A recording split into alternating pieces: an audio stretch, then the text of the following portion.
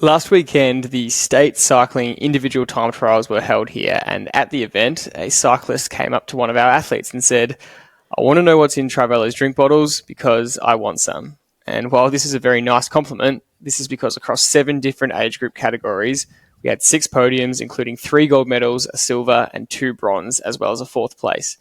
Now, we don't just say that to brag, although we're very proud of our results. We're mostly proud of our ability to teach people how to improve your time trialing, from your fitness and strength on the bike to the ability to hold threshold for longer and improve your lactate threshold, and how to execute on any course and get your best result. And we always say to athletes at TriVelo, the tougher or more complicated the course, the better for our athletes, because we know how to squeeze the most out of your ability. And every weekend we have athletes competing all over the world in time trial or triathlon events, and in today's case study, we want to hone in on the results of this particular event and how you can see the same improvements on the bike. So Dad, whether you're a cyclist in an individual ITT or on the bike leg of a triathlon, which is essentially a 40k or 90k or 180k time trial, what does it take to be successful? Yeah, it sounds a very straightforward question, but it's so complicated, the answer. And I don't want to make it complicated. I want to make it simple so that everybody can actually take that advice into their next event. So the goal for every athlete is to maximize their potential. And whether their potential is the back of the pack, the middle, or the front, you want to actually come away from the event being satisfied with your performance. So what does it take to be successful? Or are you happy with your performance? So let's just dig into that a bit. I think the number one thing is, can you ride as close to your level as possible on the day when it counts? And if you can do that, that's how you are successful. And every time you do that, you've actually found a new tipping point, and you can go from that to the next race and know confidently that that's what you did last time. And the goal is to train a little bit more and then start with that previous threshold level you reached and try to add to it. And that's the closer you can ride to threshold throughout the whole ride, whether it's 90k or 20k or 180k, the closer you can ride to that for the whole time, the faster you will ride. So if you do a lot of what we advise, which is be conservative and come home stronger, that's not you riding to your tipping point the whole way. And it takes a super confident athlete to do what I just said. And so for the majority of people, that's a big risk.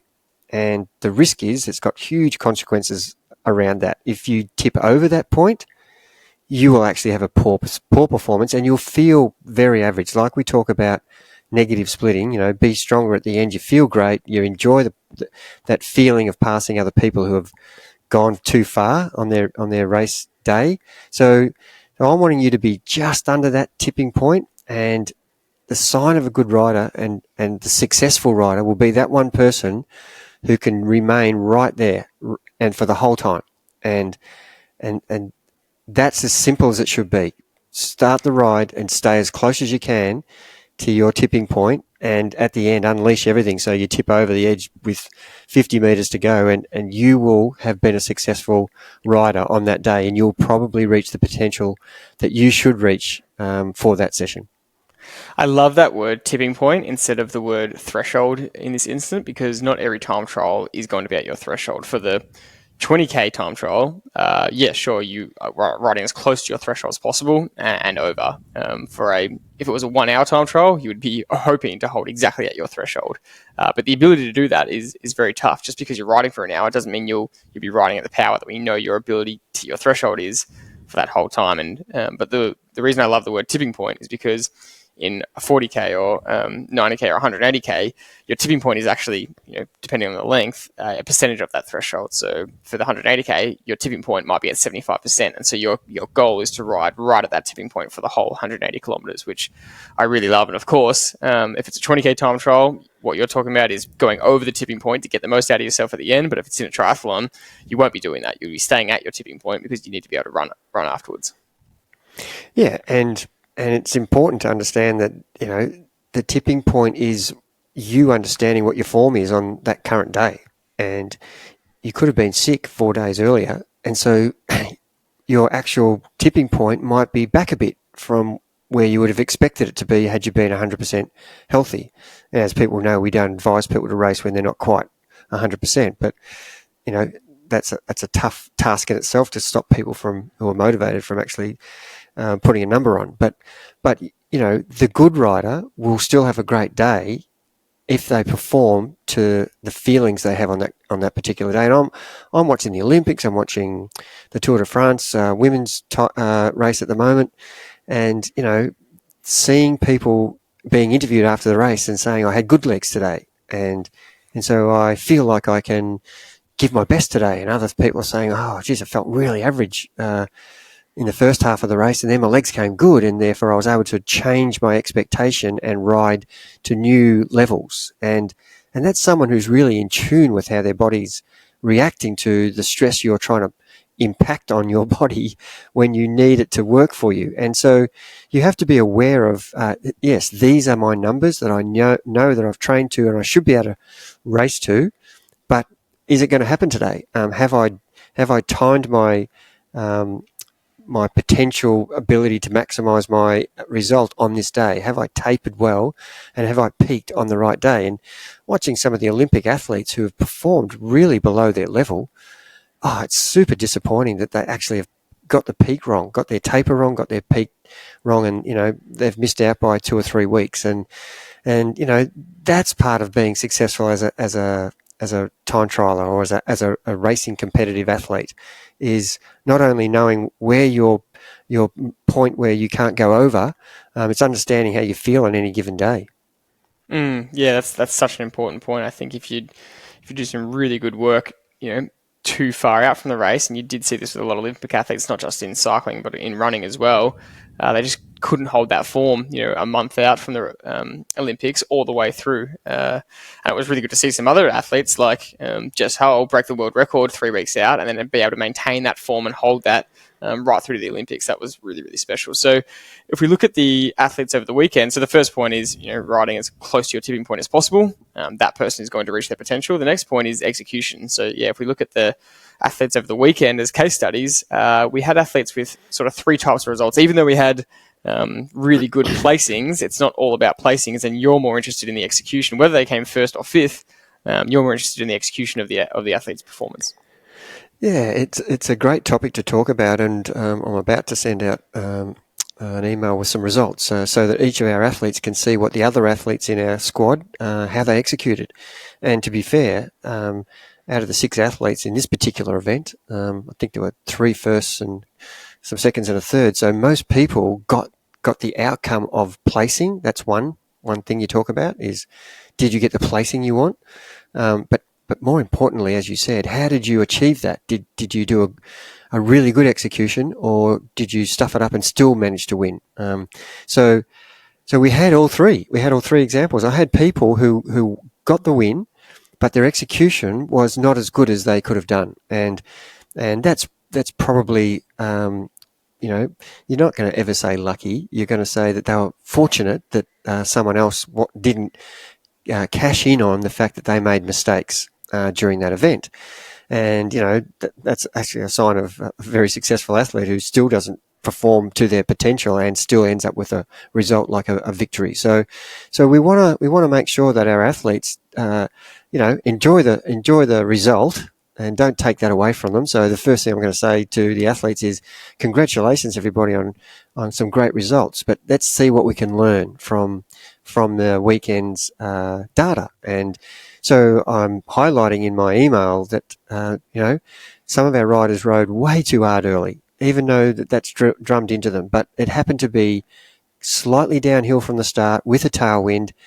And look, if you've ever been in a competitive situation, you are so motivated on the line to actually, don't just hold me back because I just can't wait to race. And so for an athlete to be told that you have to conserve with the tailwind and the downhill, that just goes against the grain. You just don't want to be that person. You want to be, no, my bike's going fast and I want to be having fun here. But, when you turn around and hit the block headwind and it finishes uphill for 2 or 3 minutes and you can't ride the power you want because you are absolutely blown, you've gone over that tipping point, you will regret that decision. So the athlete who's going to ride too hard too early with the tailwind is going to really struggle on the way home. So we had that athlete. We definitely had that athlete. And that, they know who they are, and they're disappointed with that. We had the other athlete who went the conservative way and went too soft at the start and had way too much on the way home into the headwind, which is okay. But, you look back and go, oh, I left a bit out there, really, didn't I? I didn't actually ride hard enough in the tailwind closer to my threshold. So all the time we're trying to use our threshold as our number, and we determine where we are on the course, whether it's a tailwind or downhill. So we'd be slightly under that. And if it's in a headwind, we would be slightly over it. So going too soft at the start is that person who's not quite riding hard enough to their threshold. And then we had a couple of people who nailed it, and the average speed out should be faster than the average speed back, and the average power out should be lower than the average power back, because when the bike is going fast, that's when the power should be at threshold or slightly lower. When the bike is going the slowest, the power should be at threshold or slightly higher. And looking at their power, it was brilliant. It was, 2 or 3 watts lower on the way out and 2 or 3 watts higher than their threshold on the way back. And they ended up with riding close to their threshold, and that's the actual beautiful way to execute, so close to the tipping point, and on the way back being willing to unload. And this is a time trial where they're not running afterwards. It's just a pure time trial. So so that's the example that we had in out of 6 athletes. We had all 3 examples: too hard, too soft, and then a couple who got it brilliantly right. And that's why it's good to look at this data, for everybody to look at the data from other athletes. Yeah, really, really great points. And I think that you mentioned that Evenepoel, after his gold medal, or maybe it was before his gold medal at the Olympics, said that, the person that's going to win this time trial is the person who makes the least mistakes. And he's talking about a specific place and trying to win a medal. But the same principle applies for every single athlete in a time trial or triathlon. The least amount of mistakes you can make, the better your performance is going to be, and the more it's going to help you at the back end. Well, at that level, we're talking the best time trialers in the world. And, there's always going to be, we looked at the Olympics time trial, and I think Evenepoel beat Garner by 8, 9, 10 or some seconds like that. And Wout was 10 seconds behind Garner. So I think there was 20 seconds between first and third, which really over that time is not a great deal of difference. And cornering too soft on one particular, or being in the wrong gear, or not having the right gearing for or getting the headwind a little bit too soft and not riding too hard on the tailwind, and all these little things. You've got to do all those little things right when you're against athletes of the same level as you. And the example we're talking about before, we're talking about you comparing yourself against you. And now at this level, we're comparing 10 of the best athletes in the world who could finish within seconds of each other. It's the person who makes the least mistakes who's going to come out on top with the victory. And after all, at professional level, all that matters is winning. Coming second doesn't matter at this level. And sure, if Garner executed the best he could, he's got to be happy with that. He can't be unhappy if he's. But I can tell you, I watched that race at 2 a.m. in the morning, and I saw him nearly come off his bike, and he had to. He saved it unbelievably well. It was really great handling skills. But he would have lost 5 or 6 seconds in loss of momentum by not pedaling in that straight stretch of road. And I think he moved from the road to it was almost like a path. There was a little lip, and his wheel got caught and it sent him sideways. That could have cost him the event. And, that one thing is not going to be the only thing. It could have been a couple of corners that didn't take the lines right. So there's so many little mistakes that you can make. Wout crashed. He's obviously going to lose some momentum there. In the women's race, Grace Brown won the race by a long way, but she was the only one who didn't crash in the top. I think it was 2 other girls who didn't crash in the top 8. All the rest crashed at some point. And they're all good riders. But, she didn't make any mistakes. Part of staying on your bike is part of time trialing, and you've got to ride to the conditions. We did talk about that in the last podcast, but they're mistakes that you make that will cost you the event. And so it's a really good point to understand, even for the age grouper. If you can make less mistakes about riding outside of your power ranges, cornering better, making sure your nutrition's right, getting your aerodynamic position on the time trial bike better, not having your head with your helmet sticking up in the air,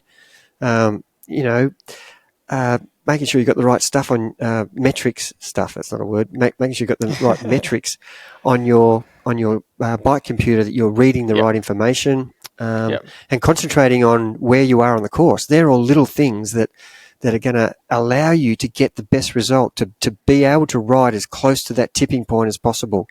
So they're the things we want to get right. And, having a mechanical, having the wrong gearing for this particular race, they're things that's your responsibility. You need to have your bike set up properly and be at the bike shop so you don't have a mechanical, you don't drop your chain.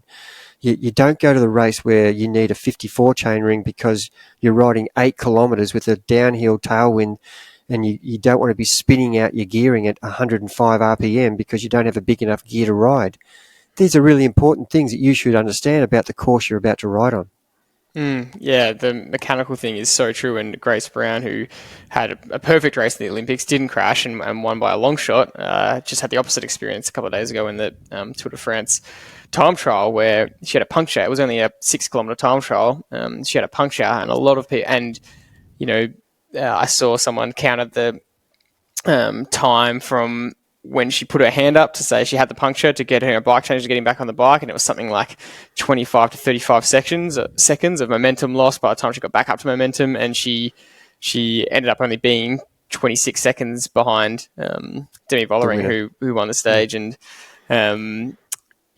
that was the difference. She could have won a stage at the Tour de France off the back of her Olympic win, and a lot of people were asking why wasn't she riding tubeless in a 6K time trial.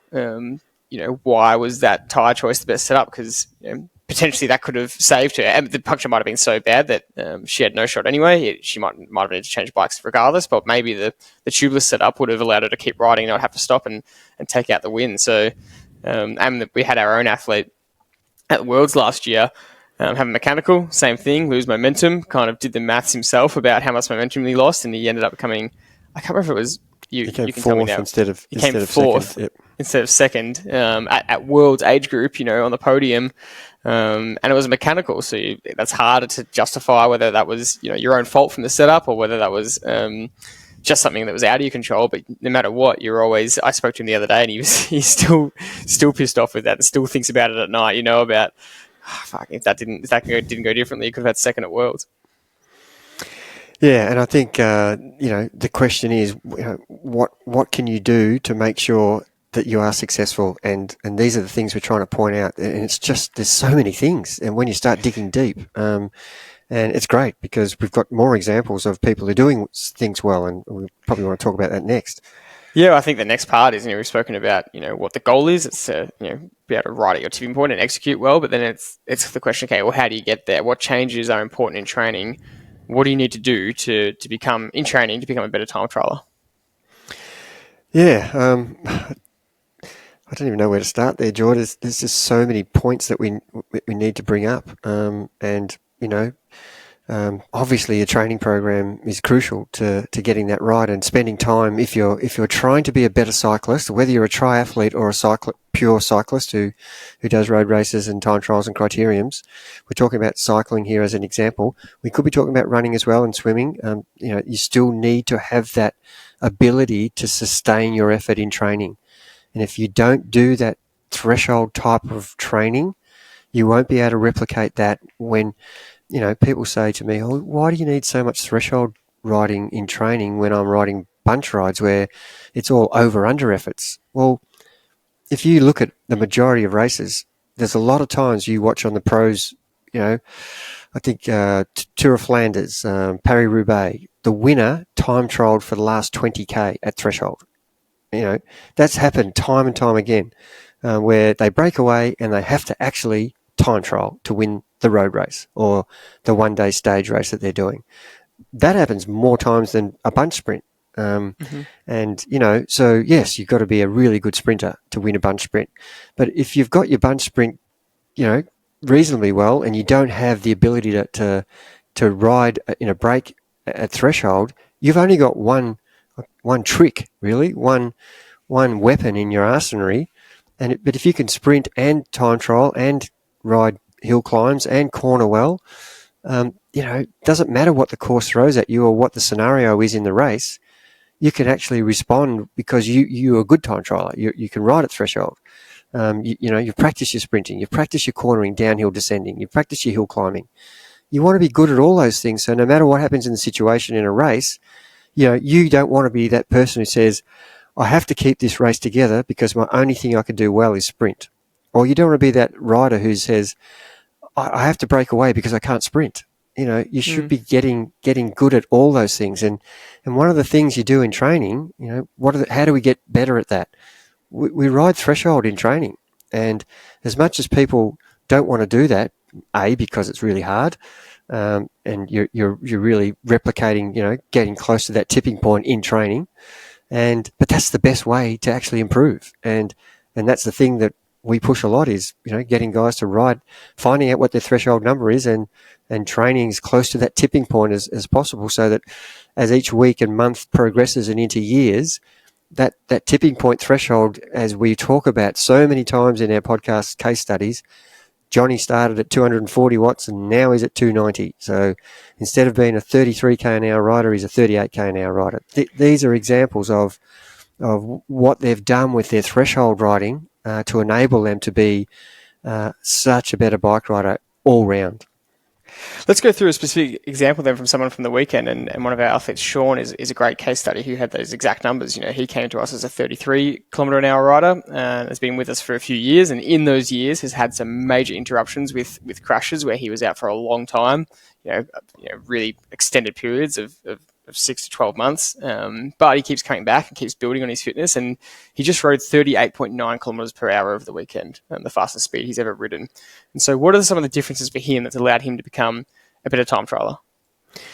Yeah, it's a great story because I love his determination from a lot of setbacks, and we all have setbacks, don't we? If things go wrong in our lives, but the measure of a woman or a man is who can ride out those setbacks and still keep concentrating on the goal at hand, and perseverance is something that I think about with Sean. He came to us wanting to be a better rider. That was basically, I see the TriVelo guys at all these time trials. I see them at the road races and they're always on the podium. I want to be a part of that. And, it was out of all the athletes who raced a particular race on the weekend, Sean got on the podium for the first time in a state time trial. That's a huge effort. And I think, as a non-biased coach, I was certainly biased that his performance for me was I enjoyed his third place more than I probably should have. But it was something that meant a lot to me and to him. Obviously more so to him, but that's how much I care about guys who are getting something that they deserve, because he's really done the work, and whatever I've given him, he's just gone out and done it. And I say that a lot about the people who are successful, and that seems to be a common trait. Tell me what to do and I'll go and do it because I know and I trust the process because I see your guys get the results, and it's it's not something we put in our drink bottles. It's because we work hard and we are consistent. We're consistent with our training, and we've got the right program. And as long as you can turn up each day, as we've said many times in the 250 podcasts, turn up each day and just do what you're supposed to be doing. Don't have those hero sessions that cause you to be inconsistent. Oh, geez, I rode out of my sight today and, smashed everybody in the bunch, and I was way over my numbers, and I'm a bit tired the next 2 or 3 days. Is it okay if I just ride easier? Well, yeah, it's okay if you do, but the consequence of your action has caused you not to be consistent. And Sean has really learnt that well, because when he first started, he started to get stronger in his local bunch. And, I would have to say to him sometimes, Sean, today's not about smashing everybody. Today is about you riding in zone 2. And if you're finding your bunch is riding too easy and you're not able to ride up to zone 2, then just sit on the front. Sit on the front all day. I'm sure they'll be happy to ride behind you. And so that's what he started doing each week. And the guys and Sean was telling me, he said he could hear them saying, look at Sean, he's on the front all day. What an idiot. He's doing all the work. Well, they're the idiots. He's the one actually improving. They're all hiding every bunch ride. Sean's doing the work, sitting on the front in the wind where it's uncomfortable. He's not he's not riding at threshold, he's riding at zone 2. But anybody who knows to ride at zone 2 for 2 hours on the front of a bunch, it's really hard to do. Just ask the pros who have to ride, on the front of their peloton, and they're not riding at zone 2, I know that, but it is still hard work to just stay pressure on the pedals. And, that's the type of riding that's got him to be aerobically really fit. He's also gone out and done all the hill repeats that we've asked him to do, the strength efforts, the low cadence stuff. He's also spent more time on his time trial bike in the time trial position. As uncomfortable as it is, he's persevered and adjusted his fit and his setup and got better wheels and better position and pedaling better and understanding, how to ride the gearing better. Everything that I'm suggesting, and he just takes it on board and goes away and makes things better. And it all culminates, and it didn't happen in four months. It took years to get to this point. And I think almost the longer it takes you, the more it means to you, because you've had to work so hard and you haven't got the rewards. But there's been so many times where, he's put himself in positions where he's out of his depth. He's uncomfortable. He's really having to almost suck it up a bit, because he sees how we get our athletes to be better, because he understands, because he's in the program. And I'm forever sending people to races to keep testing themselves. And a lot of athletes, including myself, aren't that keen to race when we're not at the level we want to be, or the competition's too hard for us. And so if you keep avoiding those scenarios, you're not going to be pushed as much as you would be. If you stay in your local group and you're the kingpin there, you're not getting pushed the way you should be. And that's why I always say to guys in our bunch, come along to the bunch ride, because there's guys who are better than you. And the minute you become the best guy in the bunch, then that's when you probably need to find someone who's better than you to be pushing you. So this is an example of the things he's done. He's gone to these races way out of his depth, being at the back of the field, getting dropped, and in doing time trials where he's miles away from the podium, but he's just persisted, and eventually he's getting to learn how to execute to his numbers, and eventually those numbers start to improve, and all of a sudden he's moving himself in a time trial field from the back of the time trial in his age group to the middle, and every time he goes away from a race, he's got more things to concentrate on and more motivation, because he can actually see himself, I'm moving up here, I'm getting better. And in the last couple of years where he's gone to the nationals in Australia, the nationals here in Australia have masters riding with the elite riders. They have a road race time trial and a criterium, and he's put himself in those events. And that's against the guys who turn up to those events are the guys who think they can win. No one else turns up to the mid-packers. It's not like triathlon. Triathletes, everybody goes, because they're all riding for its personal improvement. That's the difference between a lot of cycling communities and a lot of triathlon communities. There's still guys in triathlon who want to win, don't get me wrong, but the majority of people are trying to do PBs. But as a cyclist, you're either first or you're nowhere, and you don't get that PB experience in a bunch ride, because you could come 50th and still have had a great day of attacking and not get the result. So he's putting himself out there, and that's what's really changed his ability to step up, putting yourself into an uncomfortable position. And I don't mean you have to go and do things that are outrageously going to embarrass you or things like that, but just ticking away in the background where you're not the center of attention, and you're just getting better by putting yourself against people who are better than you, and you will lift to their level. And that's the difference between staying in your little group where you're dominating and putting yourself against the small fish syndrome, where little pond compared to the ocean. And so I think that's a great example of things that he does well. No different to any other athletes that we coach. They follow the same principles. And you've got confidence when you know that the group you're with has a lot of winners, or a lot of people who do their PBs, or who are improving all the time. You know that if you just follow that process, then you'll get the same result. So that's a confidence thing as well. And so he knows that if he just keeps putting himself out there, keep doing the training, keep ticking off the consistency, he will get a result like that. And guess what? That's what happened.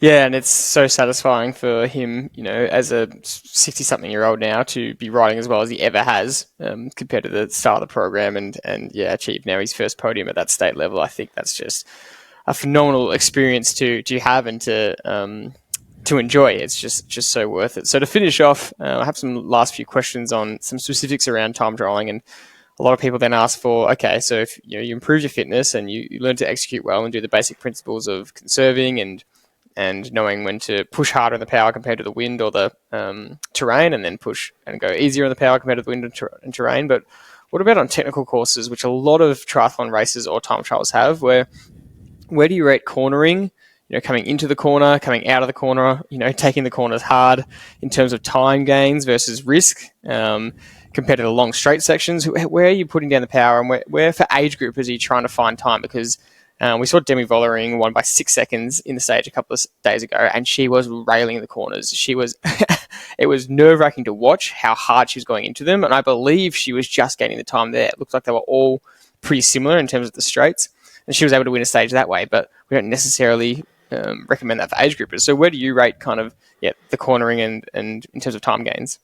I rate it highly, and I think that she was not the typical athlete to win that short time trial. It was supposed to be the short, strong sprinter. The world champ Chloe Dygert was favourite, yeah.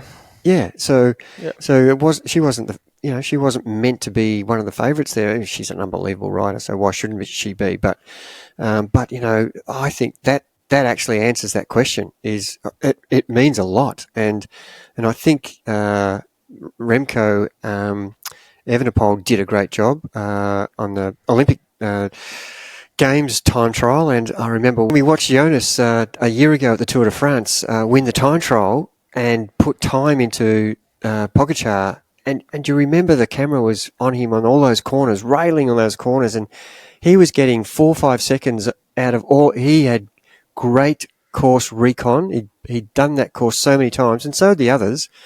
But he was willing to push more through those corners. And I remember some stat that came out that I think he beat him by 24 seconds through the corners. And I think he only won by 40 something seconds. But on the straight sections and on the hills, they were very similar. But I rate your ability to corner safely really highly. And ironically, I was talking to Steve McMillan, one of the guys we coach, who's at the world titles, triathlon titles age group in Townsville right at the minute, and his race is on Sunday. And the Townsville course for the 40k time trial has got one section out and back that's basically dead flat with no wind, and then before you turn around to do the second lap out and back, you're going through the streets of Townsville, left, right, roundabouts, left, right, everywhere. So, we're talking about, how safe do we go around these corners? And I'm saying, you go as hard as you can. Unfortunately, there's other age groupers on the course, so it's not a closed time trial circuit like we're talking about with the pros at the World Championships or the Olympic Games or the Tour de France. So you've got to, and I've had this situation, I actually fractured my pelvis cornering on a corner in a race where one of the age groupers moved out and I was on a line and I had to swing out and my bike slid underneath me just because I didn't allow for the age grouper to do something different than I thought they were going to do. And I said to Steve, you've got to make the most out of these corners, because pretty much on a flat course with no wind, there is no other areas to make gains. So, with that many corners you got on this course, you could actually end up 20 or 30 seconds further up the road, which the race he's going to be in, which is a 10k run, 40k ride and a 5k run, he could be winning or losing by 20 or 30 seconds at the end of that whole event. So I think it's super important that that we get good at cornering. And as we talked about in one of the previous podcasts in the Olympic Games, seeing professional athletes pedaling on a left-hand corner with their left pedal down and seeing them pedal on a right-hand corner with their right pedal down, I'm just horrified at that. And you just need to practice that sort of stuff and get better at it, and understanding where the line is for the corner. And every single corner that you're going to come across is not the same. They're not all 45-degree corners. We've got roundabouts that, have got a little bit of a camber.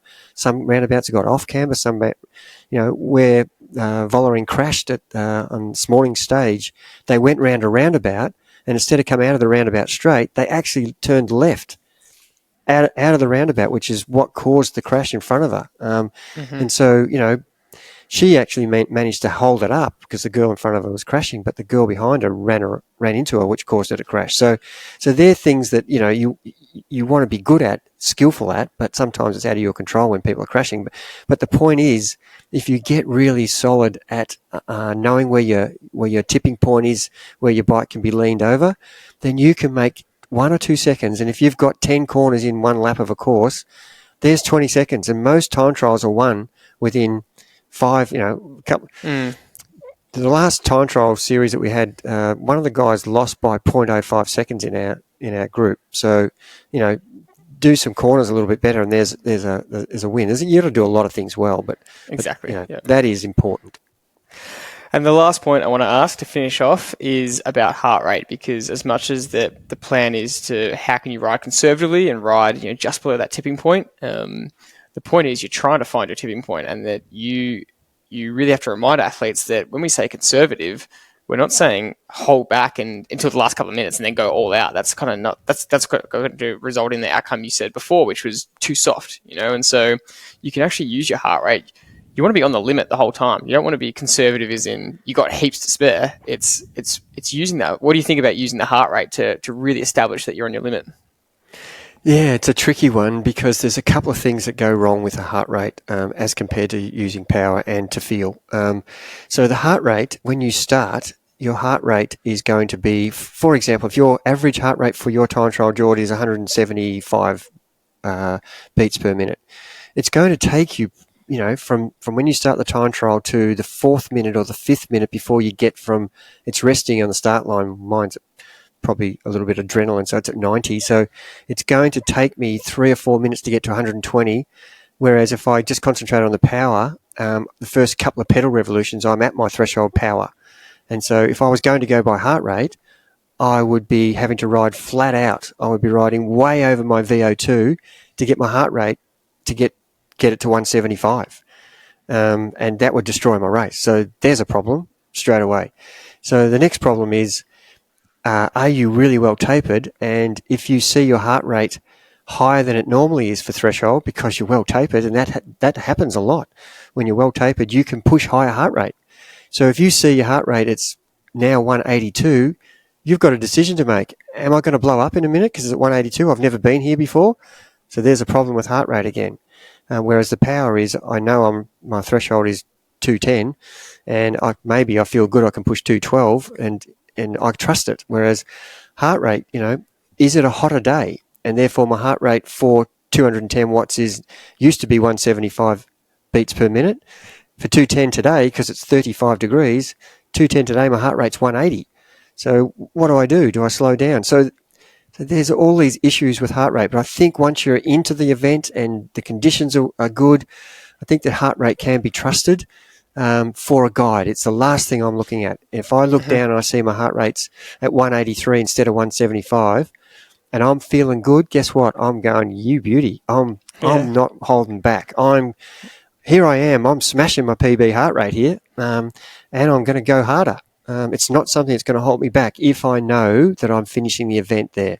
But if I know that I've got to get off and run, that's a whole different story. So it depends on the scenario that you're faced with heart rate. So They're just some little nuances that you should be considering when you're thinking about just using heart rate on its own. In training, it's really quite useless when you're trying to do VO2, because if you do a 30-second on, 15-second off, you'd be lucky to get your heart rate in the first 4 or 5 efforts to 150. By the time you get to the second set, you might start to get it up to the 175 where you're aiming for, but it could take you the whole first 2 sets to get there. And if you're just relying on heart rate and you didn't know what your power was, you wouldn't know whether you had a successful session or not, because your heart rate stayed quite low. It's just the nature of the effort you were doing wasn't long enough for your heart rate to catch up quick enough. Yeah, it's an important point to know your own body and to be looking at the heart rate data in training for these very reasons, to figure out when in different scenarios what your heart rate does. A really common one the last few years has been what is your heart rate doing when people are post-sickness or post-COVID? A lot of people are finding that, I know I've been sick when my heart rate is 10 beats higher for a max effort or a VO2 effort. But it's really good when you're doing VO2 sets to see what your heart rate does and what does it get up to. And when you're doing threshold efforts, what does it get up to? And when you're practicing races, what does it get up to? And then you can just have all that in the back of your mind, like you said, as a guide to use and follow and just give you some more information. So some really big tips here. We hope you've enjoyed this case study. We really want to dive into time trialing because we've loved our own results, and we hope you can use this information to get better results yourself. Anything to finish off? Yeah, just one last thing on the heart rate. The resting heart rate, in my experience in the last month, it's a huge indicator that something's not quite right. If you're used to seeing 45, 46, 47 when you wake up, and all of a sudden you're seeing 57, 58, then that to me is a signal that there's something not quite right going on in the body. And if that continues along that trend, then it's you need to do something about that, whether you go to seek some medical help or whether you actually take it easier in your training. But that is a sign that something's about to happen with some sickness or there's something not quite right with the stress levels that you've been putting yourself on. So I think heart rate is probably the best value right there in understanding how you're coping with your training load. And I know that on race day, if I wake up on race day and my heart rate's 10 or 15 beats higher, it's because I'm thinking about how am I going to perform. And it's not a reflection 9 times out of 10 about I'm unwell. It's me being quite nervous because the adrenaline's flowing and I'm excited for the day. And that's happened to me with my HRV as well. It's said to me, don't race today because your HRV is really poor. Well, that's me just being super pumped for the event. So they're the only other things that I would add to, using as heart rate as a really useful tool in your training and racing. That sums up a big episode on time trialing. If you want to get the same results, if you want to improve your time trialing, if you want help with all these things, with the training and fitness to improve your strength, to improve your lactate threshold, how to execute properly inside a race and how to get the most out of yourself, how to find your own tipping point, you can apply to get coached from us at trivelocoaching.com.au. Thank you very much for listening, and we'll see you in the next episode.